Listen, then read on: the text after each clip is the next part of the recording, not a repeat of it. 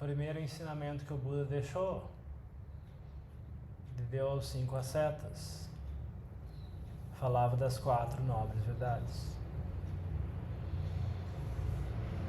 Sofrimento, a causa do sofrimento, o fim do sofrimento e o caminho para o fim do sofrimento. O caminho para o fim do sofrimento não é consertar o mundo. Não é manipular pauzinhos para deixar o mundo de forma agradável ao que a gente quer.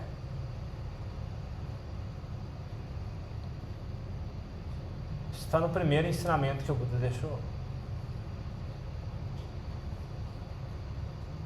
O caminho para o fim do sofrimento é abandonar as causas do sofrimento. Onde estão as causas do sofrimento? Estão no mundo ou estão nessa mente?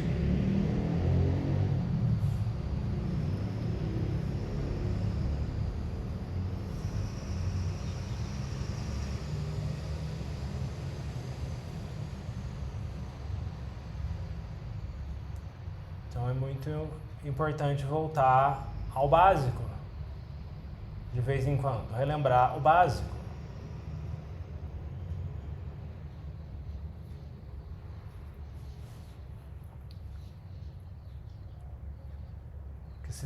Se libertar do sofrimento for depender do mundo, então vai ser complicado.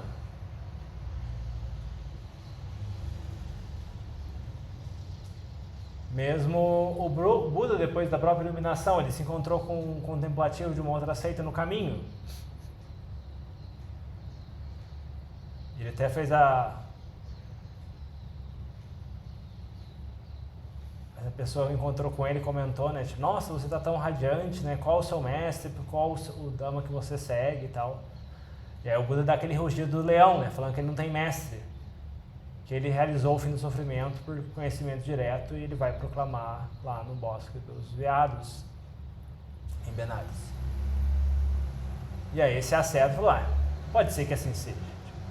Não teve nenhum interesse de ouvir mais nada, bem desprezou o Buda. Então, se a gente for depender de aprovação dos outros, ou dos outros agradar a gente, você vê, nem o Buda escapava de desprezo. Nem o Buda escapava de crítica. Isso faz parte do mundo. Então, se a gente for querer criar um mundo ideal, em que ninguém vai nos criticar, em que tudo vai ser de acordo com o que a gente quer, de acordo com nossos desejos, isso não é budismo. Sei lá o que é isso.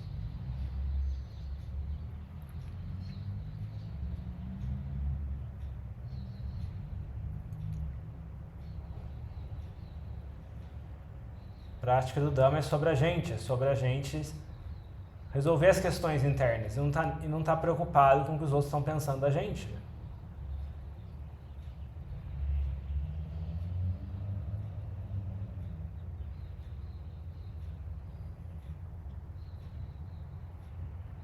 Se estiver alinhado com o Dhamma, obviamente.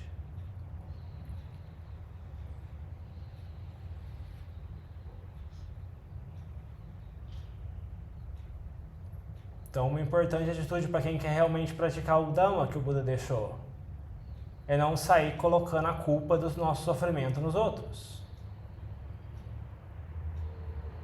Se a gente faz isso, não tem como praticar. E esse é o caminho do mundo. Alguém faz alguma coisa agradável, o que as pessoas fazem? Ou elas fogem, ou elas ficam com raiva, e as pessoas mais extremas arranjam um jeito de dar uma lição na pessoa, ou algo ainda pior. Isso acontece no mundo. É o jeito mundano das coisas. Agora, se a gente é praticante do Dhamma, quer caminhar em direção ao fim do sofrimento, então a atitude tem que ser outra. Quando alguma coisa dispara incômodo na mente, você vê dukkha. Dukkha surgiu na mente. Alguma coisa que alguém falou incomodou. Alguma coisa que alguém Gerou conflito com o que a gente pensa, uma contradição. Opa! Tem que olhar para dentro, essa é a hora de olhar para dentro. Quer ver? Teve um contato, e um contato desagradável. Qual que é a tendência da mente não treinada? Atração e repulsão. É desagradável? Repele. Quero destruir, quero acabar com isso, quero ter raiva, quero matar, quero... e por aí vai. Essa é a tendência de repulsão. Vibhava tanha. Alguma coisa é agradável, eu quero pegar, quero agarrar, quero prender, quero segurar por mais tempo, quero que nunca mais escape. Essas duas tendências da mente operam com muita força na mente não treinada. Isso é uma tendência que vai operar até grilhões relativamente, até o fim dos grilhões inferiores.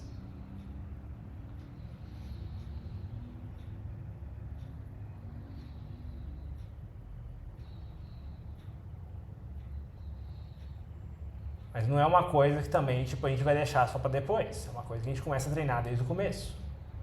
Lidar com esses dois opostos da mente, atração e repulsão.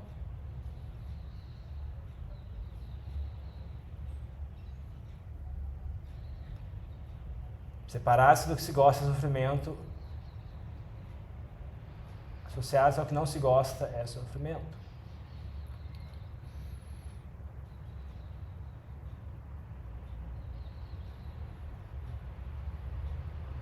A coisa externa não tem como a gente resolver.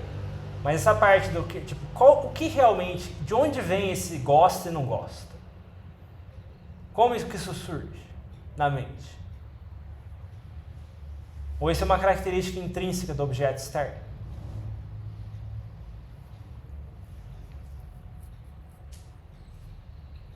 A gente pode ter um lugar que a gente gosta de ir com frequência.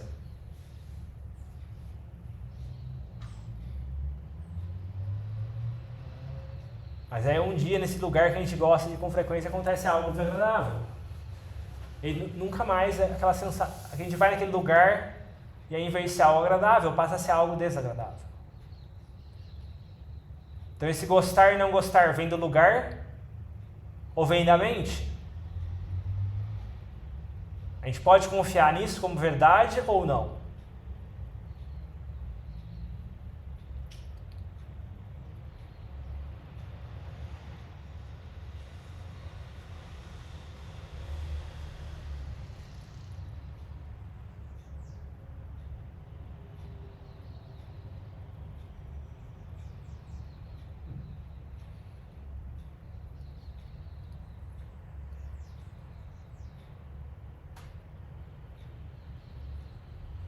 A gente começa do básico no Dhamma. Começa com interesse em cultivo da bondade, em cultivo de generosidade, em cultivo de sila, contenção dos sentidos, contenção das ações.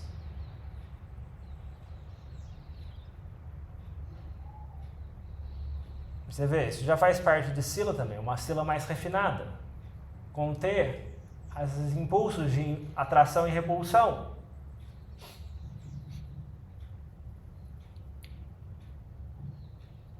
Faz parte do Dhamma.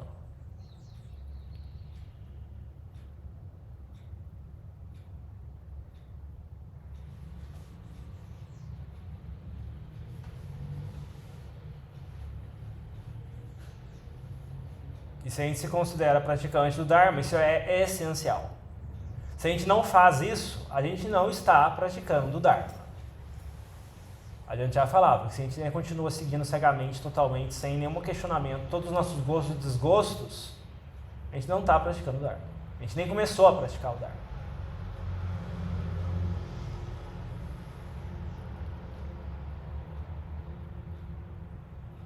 As kilesas querem falar demais, comer demais e dormir demais. Eu gosto disso, eu não gosto daquilo, eu gosto disso, eu gosto daquilo. O Dhamma fala, não siga isso. Enquanto mais você segue isso, mais escravo disso você fica. Quanto menos você segue isso, mais livre você fica. livre do fardo, do sofrimento. E livre dessas condições, dessas oscilações. É como se você desse um passo para trás. Não se envolvesse na briga. Não tivesse interessado na briga, no conflito. É libertador. Mas as pessoas mundanas não enxergam essa saída. Elas só operam em atração e repulsão. Alguém falou algo agradável na rede social, dá like, segue. Alguém falou algo desagradável, vai lá, cancela, fala um monte, posta uma postagem enorme falando que tipo aquela pessoa falou isso. E é isso, a pessoa sempre fica oscilando entre extremos. Nunca tem estabilidade, nunca tem paz. E sempre alguém vai falar algo desagradável, sempre alguém vai falar algo agradável, e a mente nunca vai ter paz.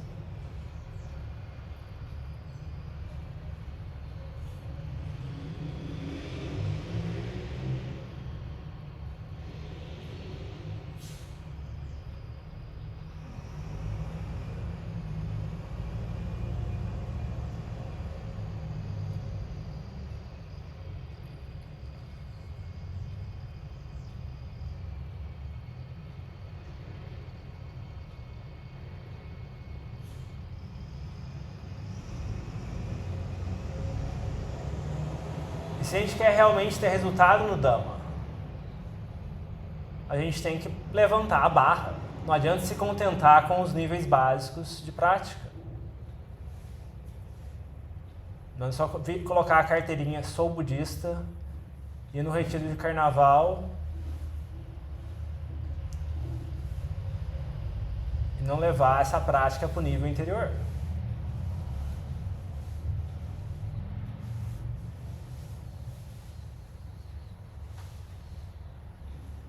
Não tem que encher a casa de imagem do Buda. Não adianta pregar quadro do Buda em cada parede.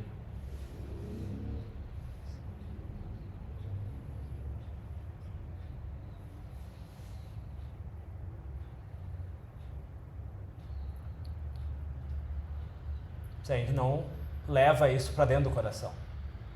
O Buda falava, né? Se alguém viver perto dele, né, e segurar o manto dele, andar colado segurando o manto dele o dia inteiro, né, e não praticar os ensinamentos, né, tipo, tá distante quilômetros e quilômetros do verdadeiro Buda.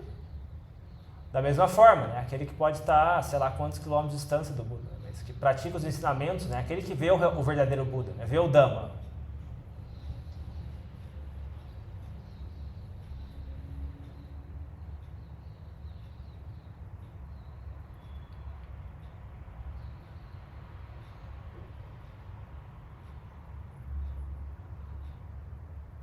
Então, tempo não é sinônimo de sabedoria. Tempo não é sinônimo de para-me.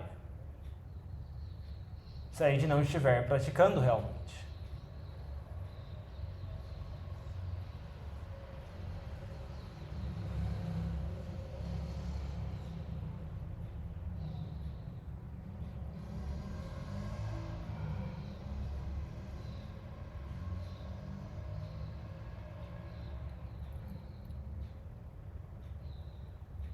Estar no mosteiro ou estar envolvido num centro de Dharma não ilumina ninguém. A gente não leva a prática para dentro do coração. A prática não é algo externo.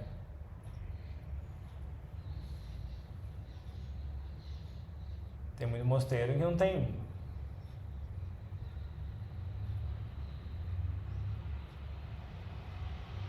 muita prática. Então, assim, não é que é sinônimo de sabedoria.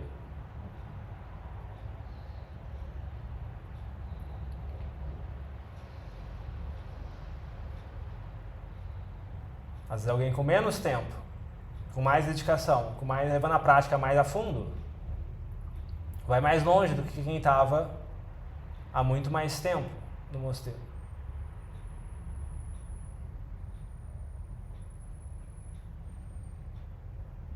Então não adianta ficar julgando com fatores externos e mundanos. essas coisas.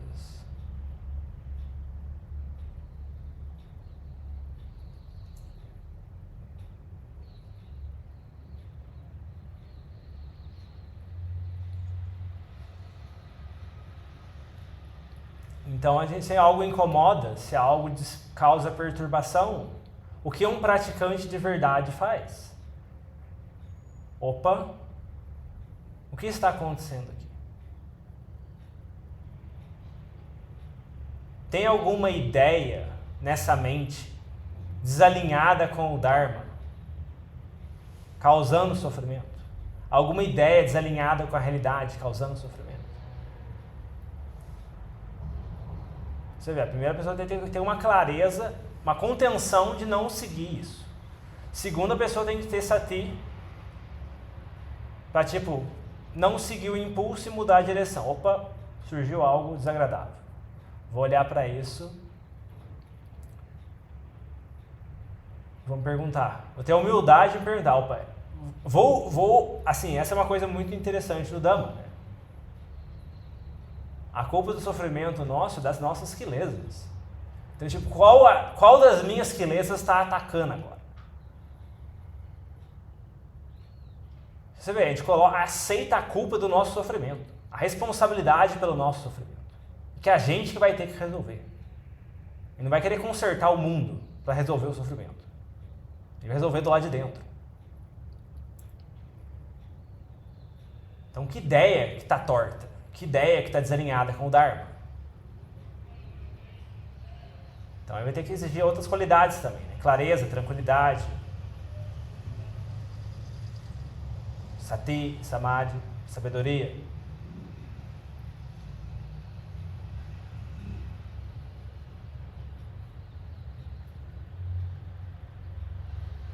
E qual é o primeiro grilhão que prende a mente no samsara?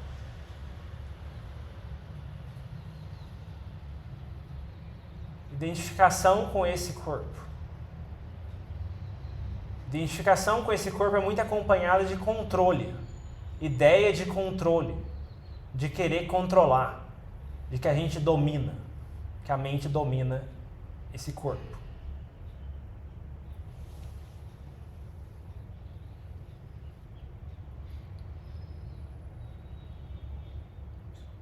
Então, muita do nosso sofrimento emana disso.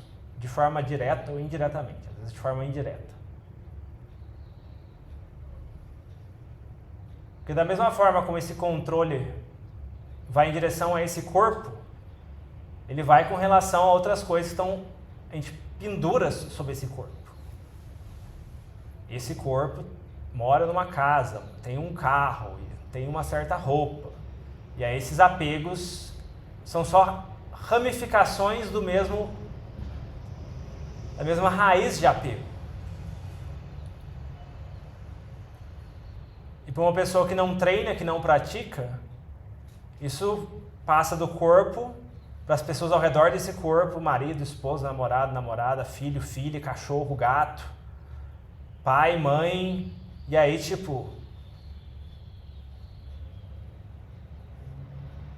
qualquer coisa que acontece fora do que a gente quer, aí tem sofrimento. Essa tendência segura as coisas e quer que as coisas sejam de um certo jeito e tinha que ser desse jeito porque é o ideal, é assim que tinha que ser, assim que a família ideal é assim, o filho ideal é assim, a mãe ideal é assim, a esposa, o esposo ideal é assim e por aí vai.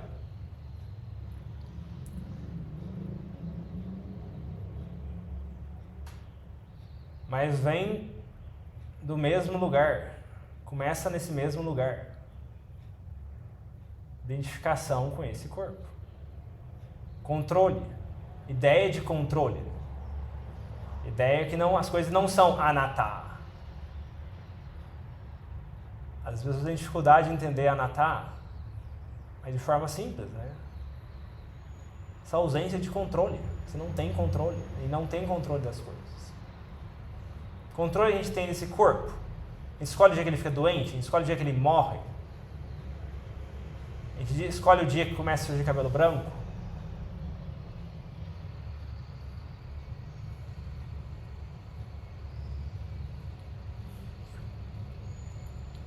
Se a gente é exposto a um certo elemento, pode surgir problemas nesse corpo. Que controle a gente tem sobre isso? Então, uma pessoa que pratica o Dharma, que treina a mente, vai ter uma mente mais alinhada com essas características de Anatta. E as outras duas características vêm junto, né? De sofrimento e de impermanências. E uma mente alinhada com essas características, né?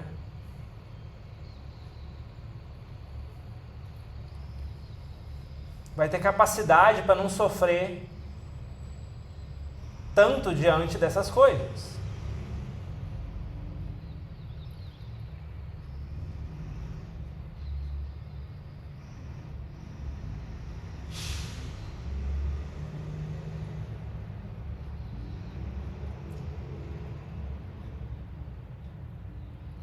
Porque existe também a fuga, a falsa prática do Dharma.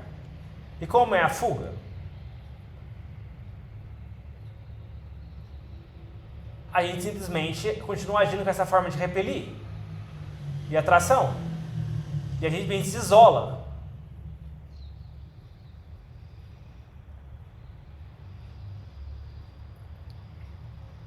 Se tem um certo grupo de pessoas que pensa da mesma forma que a gente junta com essas pessoas, a gente repele todo mundo que pensa diferente. Vamos repelir.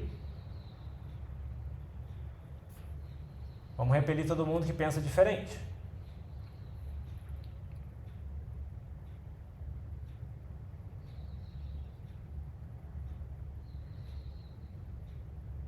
Num certo momento pode ter algumas ainda visões diferentes surgindo, né? Depois de um tempo as pessoas também cansam, né? Percebem que não tem uma certa teimosia, né? Então as pessoas se cansam e aí a gente fica isolado. Algumas pessoas, quantas das pessoas desse tipo eu já vi ao longo dos anos em centros de Dharma, praticantes que frequentavam centros, retiros e mosteiros. A pessoa se isola. Ah não, esse grupo fala algumas coisas do Dharma que me desagradam, não concordo com isso. Eu vou fazer minha própria prática. Eu vou me isolar numa cabana na roça, vou comprar uma casinha na roça, vou morar lá sozinho. E aí ninguém vai falar nada desagradável pra mim. Também não vou no mosteiro, porque o Adyan fala umas coisas desagradáveis pra mim, eu não gosto de ouvir as coisas que ele fala. Eu vou me virar. Eu sei o que é melhor pra mim. E a pessoa, na verdade, não percebe que ela está seguindo as próprias quelezas. Está fugindo. Em vez de enfrentar as coisas, simplesmente fugindo. Então tem vários níveis disso.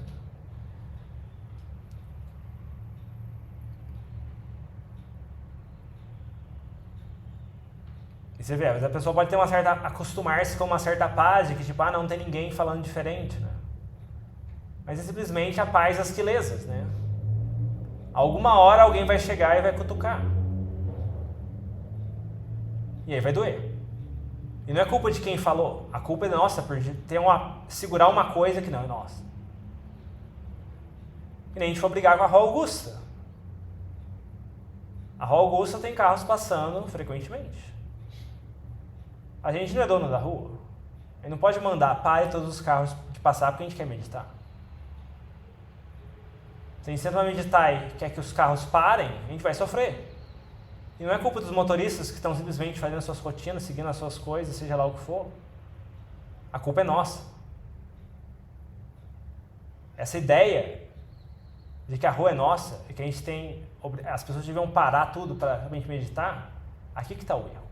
Se a gente abre mão dessa ideia, qual é o efeito que tem na mente? Leva a paz ou sofrimento? E é uma paz independente de condições externas ou é dependente de condições externas? A gente fala no cântico, caminho para o incondicionado. Como que o caminho do incondicionado vai ser diferente de diminuir as condições externas? Ficar independente de condições externas. Ou a gente treina essa mente a ficar independente de condições externas, ou a gente nunca vai chegar no tal do incondicionado.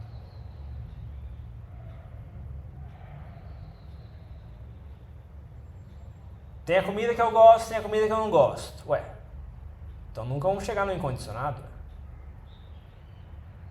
Usar esse parâmetro de gosto e não gosto simplesmente por questão do sabor, não vai levar a gente para perto do incondicionado. Questão de comida, tem outras questões também, né? Tipo, o corpo, os elementos do corpo têm certas características. E se certos elementos interagem com esse corpo, isso causa efeitos prejudiciais, que às vezes afetam a nossa prática. Então os Krubadjans falam que isso é válido, uma razão válida para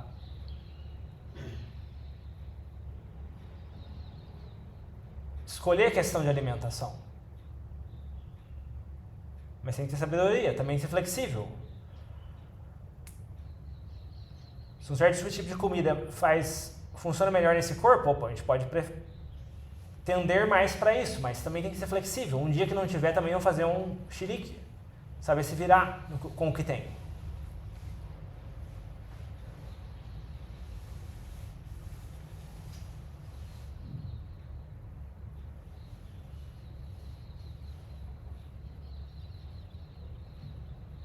Então você vê, prática do Dharma é enfrentar, não é fugir.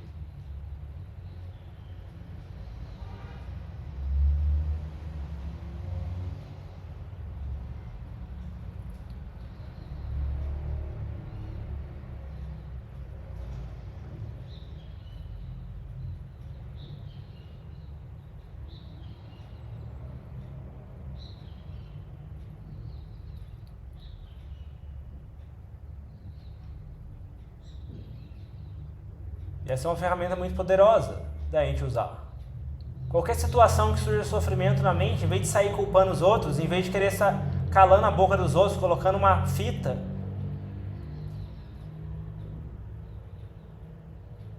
olha para essa mente.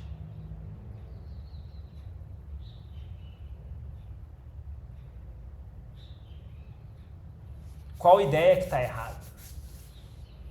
Aquela pessoa não podia pensar isso. Olha, a pessoa, se ela pensou isso, é para ter alguma causa e condição para pensar isso.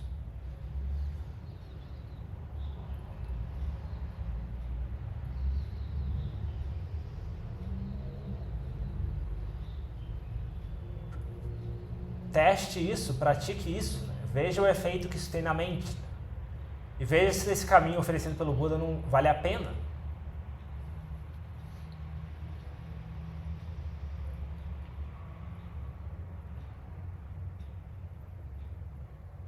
Ainda mais chegando na época de eleição, que as pessoas começam a se polarizar. Não, como que a pessoa vota naquele candidato, no candidato X, no candidato Y? Aquele cara é isso, aquele cara é aquilo. Mas as pessoas ficam nesse modo binário.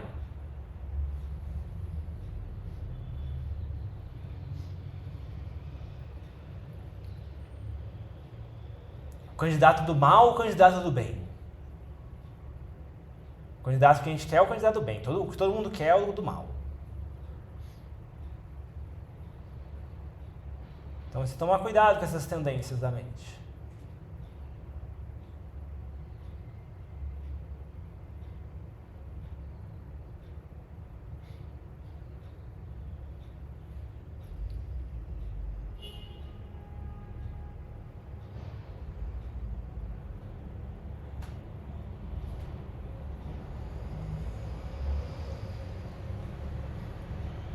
E para quem pratica o Dharma e leva o Dharma no coração, os princípios do Dharma são o que há de mais importante.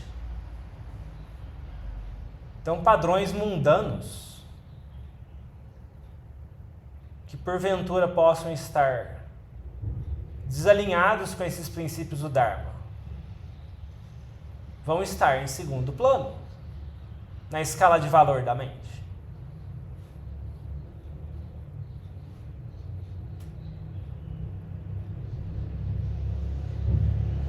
Os princípios do Dharma vão estar no topo do altar da mente.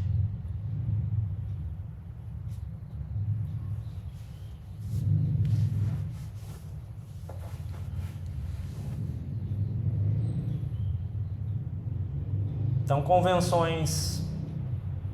certas convenções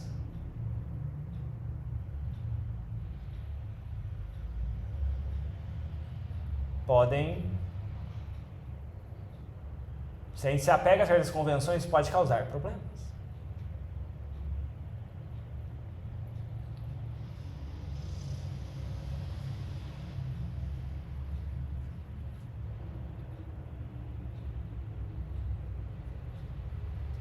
Eu lembro quando eu tinha chegado em Mapjan, não muito tempo depois a gente ouviu a história de que, tipo, estava tendo uma questão entre uma reunião local dos monges Senior sobre os mosteiros de cidade na Tailândia, né? Eles vestem um manto bem amarelo, bem laranja, né? Laranja brilhante, né?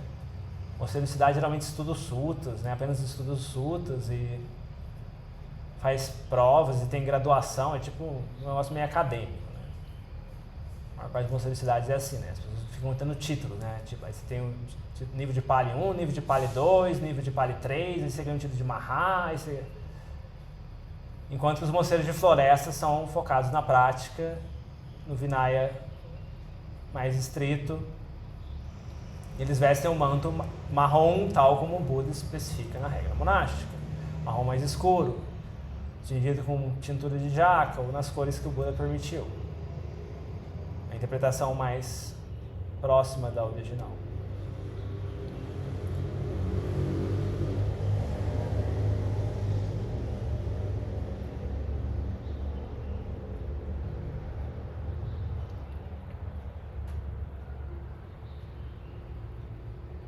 E eu lembro que nessa ocasião, né, a gente ouviu falar que estava tendo uma reunião sobre discutir a cor do manto no Pindapata, né? Por exemplo, os leigos tinham mais fé na prática dos monges de floresta, então doavam mais os monges de floresta. Os monges de cidade não ganhavam tanto, porque eles às vezes não tinham uma prática tão inspiradora para os leigos. Às vezes, tipo, no mosteiro tinha música, tinha muito bagunça, o mosteiro era uma sujeira enorme. Então não era inspirador para a mente, às vezes. Então eles recebiam menos doações. E aí, tipo, se no Pindapata os monges de cidade vão com manto laranja, os monges de floresta vai com manto marrom, os leigos iam doar mais os monges de floresta. E tava tendo essa questão de que, tipo, os monges de cidade, que são uma grande maioria, queriam forçar os monges de floresta a vestir manto cor laranja. Aí você vê a questão mundana, convenção mundana, querendo passar por cima de um princípio do Dharma. Afinal das contas, o que aconteceu é que os monges de cidade começaram a usar manto de monge de floresta no Pindapata, que é um comportamento relativamente curioso.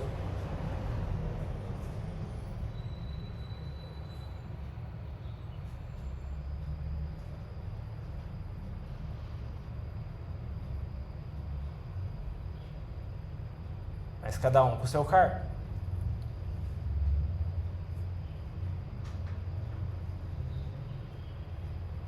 Na época do Ajahn já tinha essa administração da Sangha, né? Essa estrutura esse Vaticano da Sangha. Né? E quantas vezes não quiseram prender o Ajahn no mosteiro? Ah não, você vai ser a base desse mosteiro aqui. Você tem que ficar aqui. No dia seguinte ele pegava as coisas e sumia. Ele não seguia,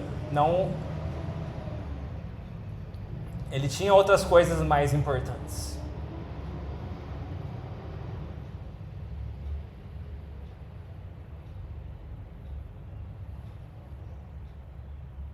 Quem somos nós para avaliar quais as coisas mais importantes que ele tinha, né? É só olhar a biografia dele, né, para ver o que não aconteceria se ele tivesse ficado fixo, se tivesse simplesmente seguido os comandos do Vaticano da Sangha. Esse Vaticano que é dominado por monges de cidade, né? Com função administrativa, né? Que às vezes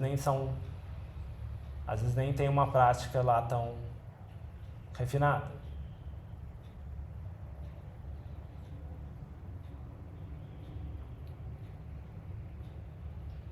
Enquanto ele tinha o parame para se iluminar e estava levando a prática até o fim. Ajahn também teve uma outra vez que um leigo convidou para ficar na casa, alguma ocasião, ficar na casa desse leigo por um tempo, uma questão de viagem do Ajahn, alguma coisa assim. Ficar por 7 dias, alguma coisa assim. Aí parece que o Ajahn chegou, ficou um dia. No dia seguinte, esse leigo queria que o Ajahn ficasse 7 dias, se eu não me engano, né? Não lembro exatamente os detalhes, né? O Ajahn simplesmente saiu no dia seguinte, já estava na estrada, no carro já, a caminho de outra cidade. Os donos da casa não estavam lá, né? Porque eles moravam em outro local, né? Mas ficaram sabendo pelo caseiro, né, que o Ajahn tinha saído. Eles perseguiram o carro do Ajahn Chah, fecharam ele na estrada e pediram, pelo amor de Deus, Ajahn, volte, a gente quer um mérito, que você fique na nossa casa por 7 dias, isso e aquilo, a gente vai oferecer comida, isso e aquilo. Ele falou, não. O pessoal chorando, eu pago o táxi de volta, não.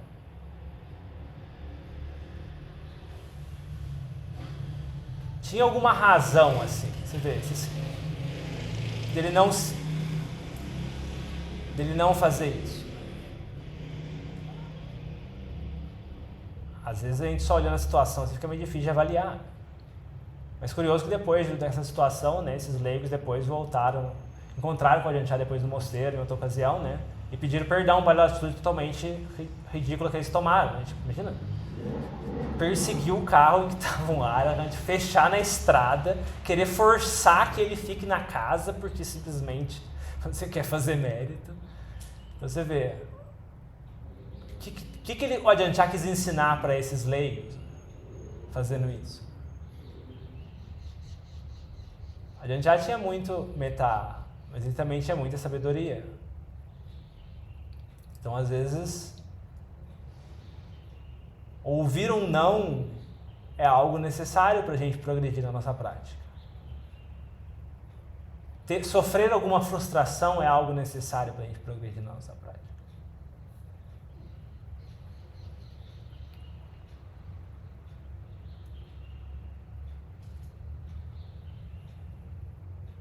Uma coisa muito perigosa em mosteiro, né? Essa situação em que alguns leigos querem dominar os monges, né? Forçar os monges a querer.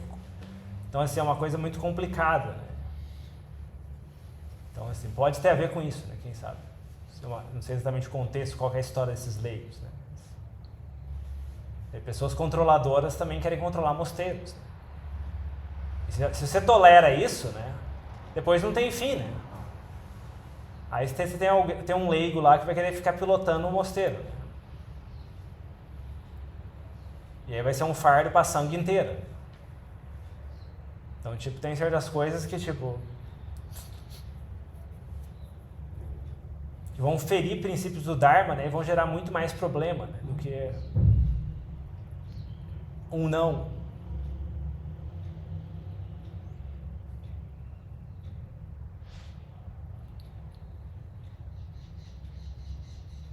Então você vê, esses mestres tinham princípios do Dharma no coração, né? E algumas decisões que podem parecer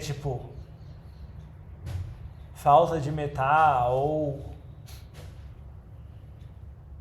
não seguir protocolos,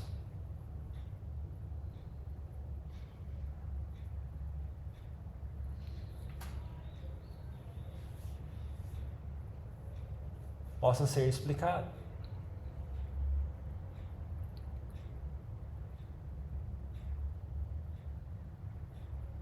Se a gente tiver alguma humildade, a gente pode começar a refletir, qual o perigo será dessas situações, assim, né? Qual o perigo que teria, né?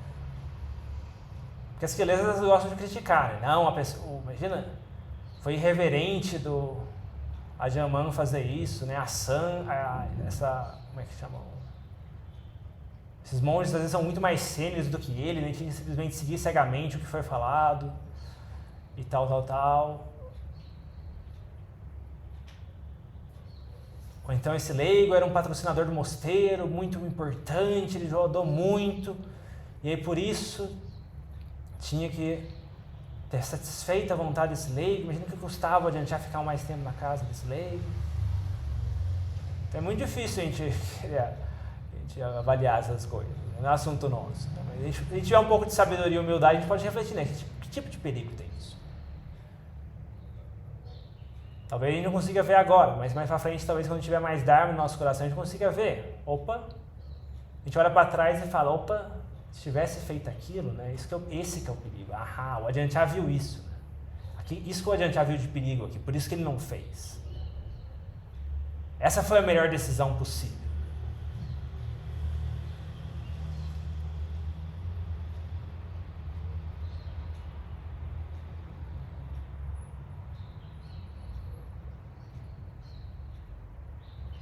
Porque quando não tem Dharma, tem escuridão. E quando tem escuridão, a gente não enxerga o que está acontecendo direito.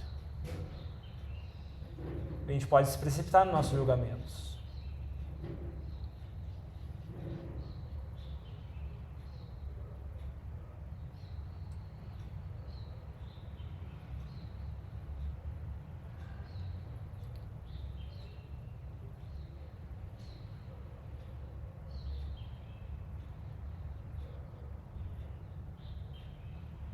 Qual o perigo que foi visto em tal ponto para não seguir algo que aparentemente, do ponto de vista mundano, seria o mais adequado?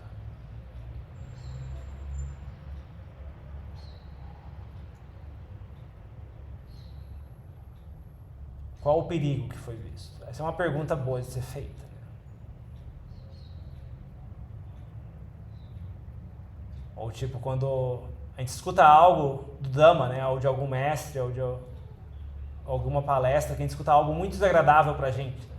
Que parece, não, o monge foi muito rude, ou o instrutor tal foi muito rude com a pessoa, foi muito duro com a pessoa. Qual razão será que ele viu para fazer isso?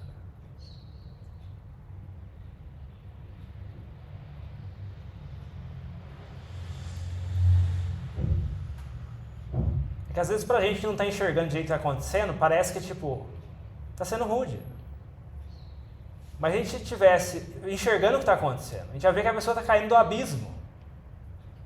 E que se não desse um chacoalhão na pessoa, a pessoa ia pular do abismo. Então ele está fazendo o melhor que ele pode para puxar a pessoa.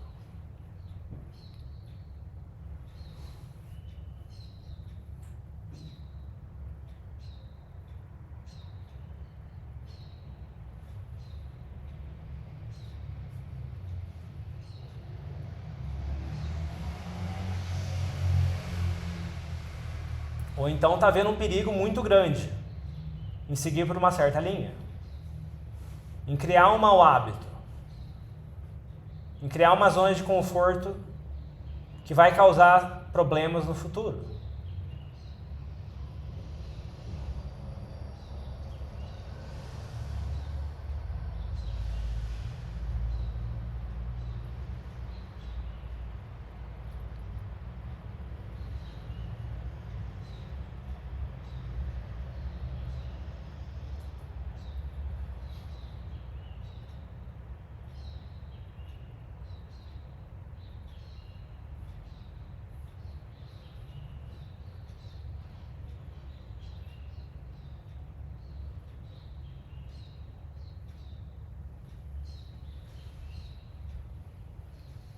Alguém que pratica o Dharma não tem obrigação nenhuma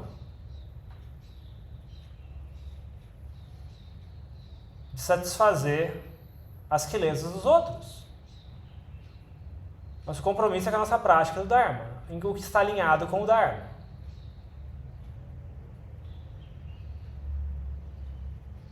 Se outros criam um castelo de carta em cima de quileza, isso é problema dessas pessoas. Uma pessoa que tem compromisso com o Dharma não vai, por compaixão, satisfazer certas quilezas, que são muito danosas no longo termo.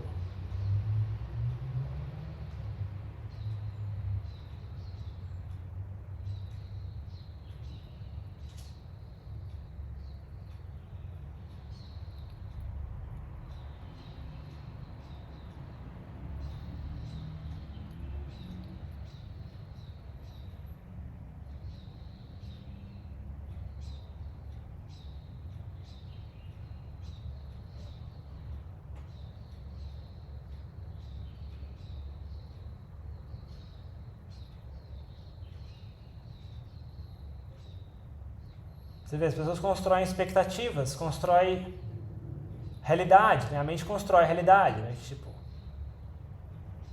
isso tinha que ser assim, essa pessoa tinha que falar isso, a pessoa tinha que falar aquilo, eu sou isso, eu sou aquilo.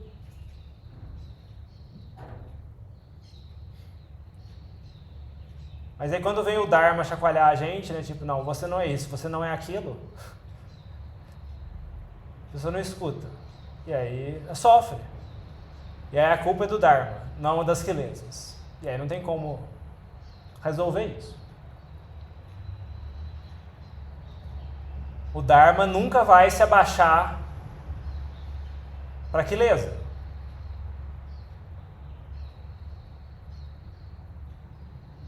Dharma é o que aniquila as quelezas. Não tem como.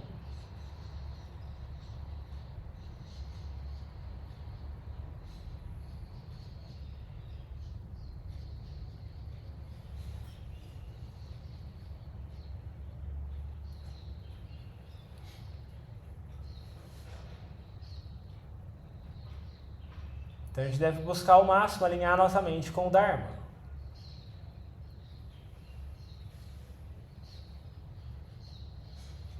Alinhar com outras pessoas que praticam o Dharma com sinceridade.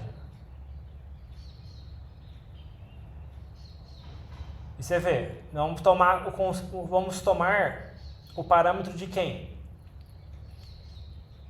Dos sábios que praticam o Dharma com sinceridade, que demonstram isso através de suas ações, pensamentos e atitudes? Ou a gente vai simplesmente seguir pessoas que se intitulam isso e aquilo e claramente pelas ações demonstram que não tem prática nenhuma?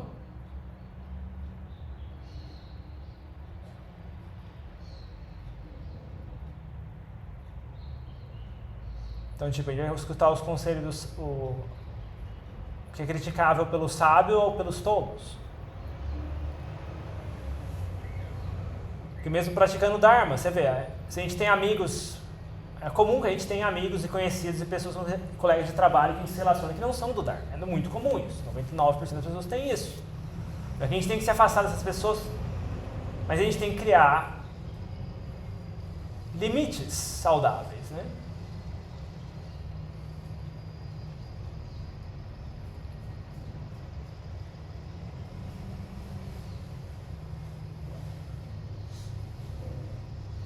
Porque uma pessoa que não pratica o Dharma falou que tipo, não, qual o mal de ir no bar tomar cerveja com os amigos? Então a gente vai junto então. A pessoa não pratica, a gente vai junto então só porque a pessoa falou isso. Quem vai tomar como mais importante, o Dharma ou as quelezas?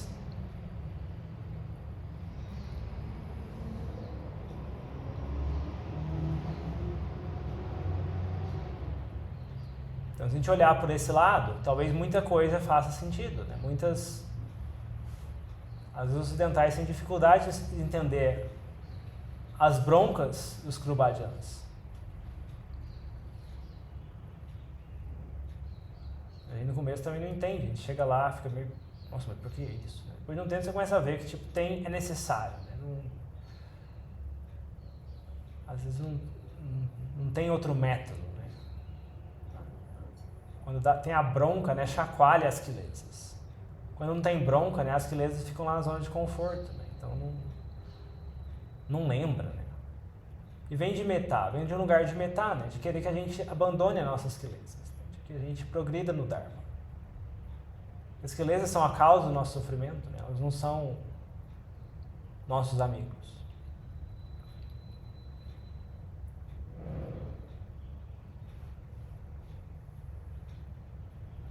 Então é um metá supramundano, é um metá de se libertar das quelezas. Então aquela atitude do Ajahn Chah, por exemplo, de negar o pedido do leigo, depois de chorar, fechar ele na estrada e tal. Qual queleza será que esses leigos estavam demonstrando, né? Que ele queria que eles abandonassem? Então pode não ter sido um metá mundano, no sentido de satisfazer aquela vontade. Mas pode ter sido um metá supramundano, no sentido de tipo... Talvez ele tivesse uma tendência controladora muito forte. E isso possibilitou que eles abrissem mão dessa tendência controladora.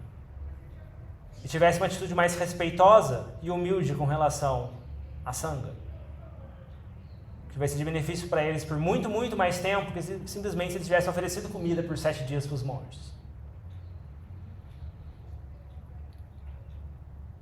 Então, metá tem vários níveis.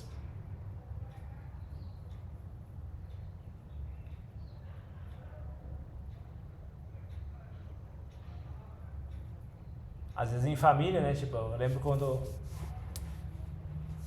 há uns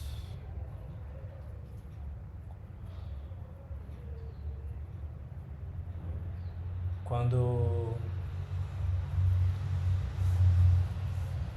eu voltava de retiro, às vezes eu não queria jantar, né? Porque você fala assim, nossa, você não sente fome à noite, né? Tipo, fome é um fardo, você costuma meditar à noite, comendo à noite, comer coisa pesada. Não tem um efeito bom para meditação, para a mente, né? A mente fica meio pesada. Aí as pessoas falam, não, vem comer, você não quer ficar com a família, né? Tipo, não é isso. Tem uma razão maior disso, né? Você vê, o benefício na mente, né, disso. A mente fica mais clara, radiante, a comida fica um fardo que obscurece a mente. Essa é a razão por trás de não querer ir lá jantar com a família e tal. Tudo bem, de vez em quando isso pode aparecer, mas assim, às vezes, tipo, a mente tem essa tendência, né, de não quero comer, né? Tipo, prefiro ficar com o Dharma do que ir lá sentar. Ai, mas aí, tipo, família, todo mundo tem que sentar. Essas são ideias que as pessoas constroem. E como praticante do Dharma, não deve se limitar por isso, né? A gente vive numa sociedade cristã ainda, né? Então, assim, se a gente fosse limitado pelas pessoas, a gente vai ficar travado em muitas coisas, né? Porque, tipo, não, mas isso e aquilo, né? Tá sendo ruim com a minha família se eu não, em vez de meditar no meu, se em vez de jantar com eles, eu vou sentar em meditação no meu quarto. Então você vê, teria uma certa, existe essa metá mundana no sentido de não, eles vão ficar felizes se eu for lá, né? Mas existe também esse outro lado, né? De não criar esse vício nas outras pessoas, né? De que tipo, não, você tem que estar aqui, isso que é ser família e tipo, às vezes nem vai conversar assuntos tão elevados, às vezes o pessoal só vai discutir política. Então tem vários níveis de metá. Metá tem vários níveis.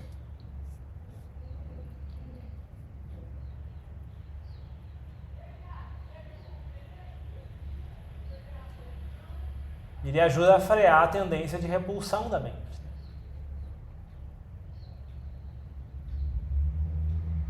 Então, assim, todos nós temos todas as quilesas em algum grau, maior ou menor, a combinação, um combo de quilesas. Então, o metá é um antídoto forte para essa tendência de repulsão da mente. Então, se a gente pratica com sabedoria, né, tem muitos benefícios, né? Em vez de ficar na reativa, permite a gente olhar as coisas para um outro lado.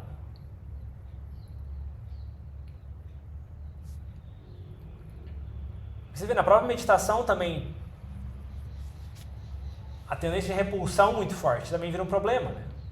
Exemplo, se a mente se distrai da respiração e a gente simplesmente age com raiva, não, por que eu estou fazendo isso? Eu sou incompetente, eu sou um péssimo meditador, eu não consigo meditar. Isso é agir com raiva com a própria mente, né? Isso não vai ajudar a mente a se pacificar. Então, o metá nesse ponto ajuda, que traz a mente de volta para o centro, né? Tipo, de não se martelar. Então, a gente tem uma atitude mais adequada. Porque, esse extremo está errado, está distorcido da realidade, está desconectado da realidade.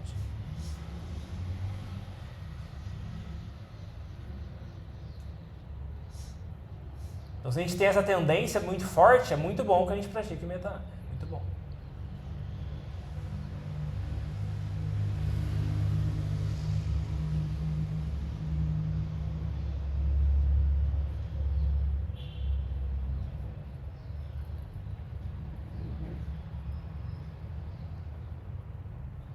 E tendo esse alinhamento com os princípios do Dharma, né, a gente vai poder equilibrar metá com sabedoria.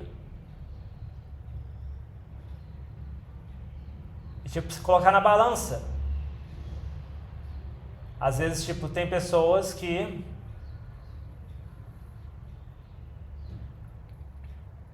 eu lembro que eu tinha um amigo que era budista, e aí, tipo, a mãe dele era muito apegada a ele, e aí, tipo, convidei ele para ir num retiro junto comigo, ele falou, não posso ir no retiro com a minha mãe muito apegada, vou causar muito sofrimento à minha mãe se eu for nesse retiro. Aí eu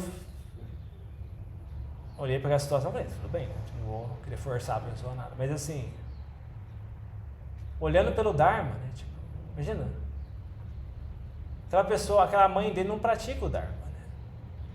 E ele, o que ele poderia se beneficiar se ele fosse no retiro, né? Poder cultivar a mente dele num nível mais refinado, ter mais clareza, mais sabedoria. E de alguma forma, talvez, isso inspirasse alguma coisa de benefício a longo termo na mãe dele. Mas não, a pessoa coloca na balança, tipo, vai ter esse sofrimento de tipo, ela vai sofrer porque eu não vou estar aqui, ela vai sentir minha falta. E aí coloca o Dharma lá embaixo, né? Tipo, não, a pessoa vai sofrer, então o Dharma não vale. Você vê, tem que olhar no longo termo. O que mais vale no longo termo? O que vai ter mais benefício no longo termo? Então essa é uma escala que as pessoas, os praticantes usam para tomar certas ações. Às vezes no curto prazo parece uma bobeirinha. Nossa, ele não tem compaixão da mãe dele, ele foi no retiro, deixou a família para ir no retiro. O quanto que eu ouvi da minha mãe e do meu pai quando eu fui para a Tailândia, né? Tipo, você quer o sofrimento da sua família, né? Tipo, você quer o mal da sua família, né? Você quer ficar... Sua felicidade está longe da sua família. Mas eu não dava bola. Porque eu vi o benefício do que eu estava fazendo. Em nenhum momento eu me arrependi disso. Não me arrependo até hoje. Eu vejo o benefício disso claramente. Você vê, causa dor para os outros? Causa, mas assim, essa dor vem de onde? Vem de ideias. Ideias construídas com base no quê? Em quilesa ou no Dharma? Se os outros constroem ideias com base em quilesa, não é problema meu. Se a gente for querer satisfazer as quilesas dos outros, a gente não vai conseguir praticar o Dharma. Algum momento vai dar problema. A gente vai sacrificar o Dharma pelas quilesas dos outros. Que desperdício.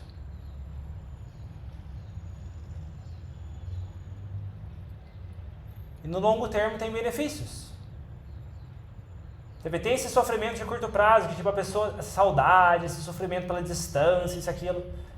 Mas por outro lado faz buscar outras qualidades na mente. Opa. Força a pessoa a se tocar, opa, ela tem que abrir mão. Por um tempo a pessoa consegue abrir mão, ou consegue desenvolver uma certa sabedoria. Então não ter tomar cuidado com esse tipo de preocupação excessiva com esse tipo de sofrimento dos outros. Né? Esse sofrimento que é causado por quilesa. Em resposta a uma atitude em relação ao Dharma da nossa parte.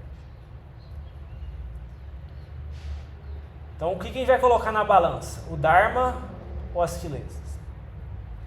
E se a gente realmente vê o valor do Dharma, né, tipo, a gente não vai ter dúvida de escolher o Dharma. Porque ideias distorcidas construídas em castelo de cartas, né? Tipo, a causa de causar sofrimento para os outros é que a ideia foi construída com uma base falsa. Com base no não Dharma, com base na ignorância do Dharma, com base na escuridão. Então não tem como não causar sofrimento. E a pessoa que construiu isso com base nas próprias quilesas. Então não tem como resolver isso. Não é culpa sua, não é culpa nossa.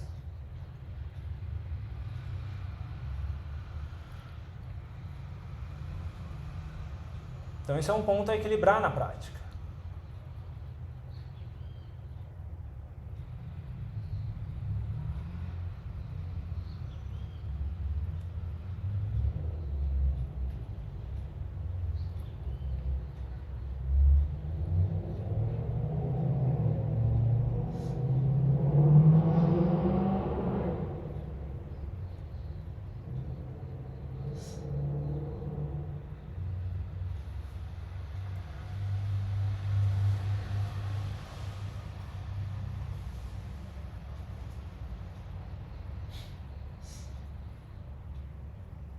Então fica o convite de testar essas coisas, refletir nessas coisas e usar essas coisas para o nosso maior benefício.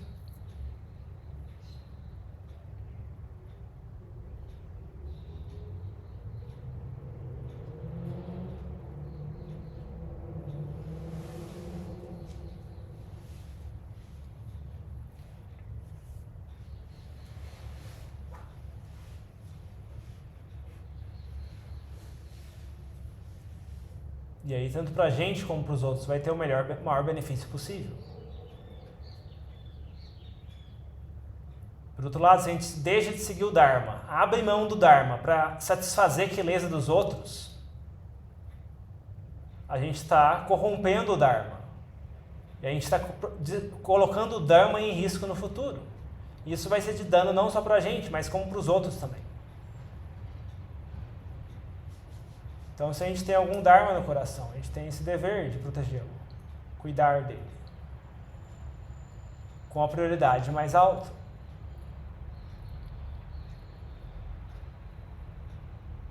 Algumas pessoas podem se incomodar, mas isso não vai ser problema nosso. Sempre vai ter. Tinha gente que criticava o Buda, tinha gente que criticava os monges arahants, tinha gente que criticava os monarcas que giravam a roda.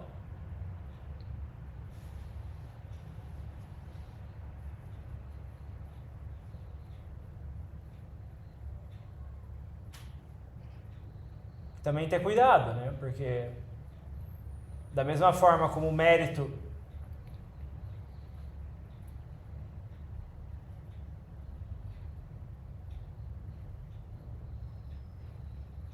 é meritório fazer mérito para com esses seres, qualquer ação de generosidade, bondade com relação a esses seres é meritória, qualquer ação de maldade é muito demeritória também.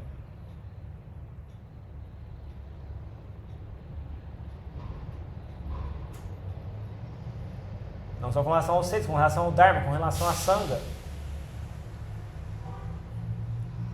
Sangha aqui é a Sangha nobre, não Sangha de tipo... A gente faz um grupo de pessoas e se intitula Sangha, isso não é Sangha. Sangha tem que ter essa qualidade de nobreza, né? Ter essa qualidade do Dharma no coração. Se não tem Dharma no coração, então não é Sangha.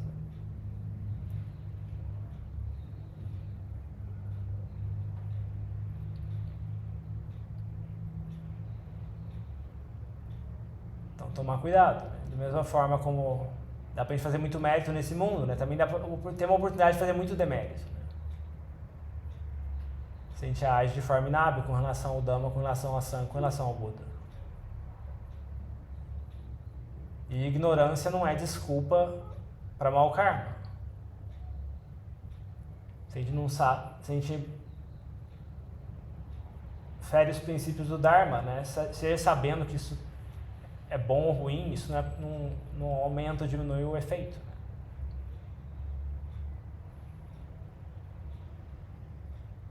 Temos que olhar a nossa própria mente, qual é o efeito disso.